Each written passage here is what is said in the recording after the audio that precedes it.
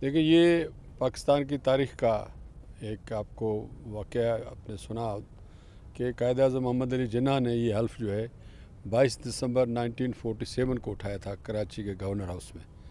और ये उसी रवायत के तहत जो है हर गवर्नर जो है इस हल्फ़ को उठाता है। तो इस दफ़ा हमने इस तकरीब का इंतज़ाम किया कि हमारे गवर्नर बलूचिस्तान शेख जाफ़र मंदखिल साहब भी वो हल्फ़ उठाएँ जो कायद-ए-आज़म मोहम्मद अली जिन्ना ने उठाया था।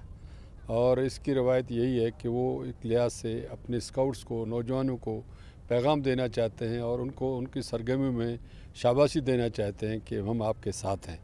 उनके साथ ताउन के लिए, उनके साथ कामों में सरगर्मियों के लिए वो उनके अपनी तरफ से वो एक किस्म का ताउन का यकीन दिलाते हैं।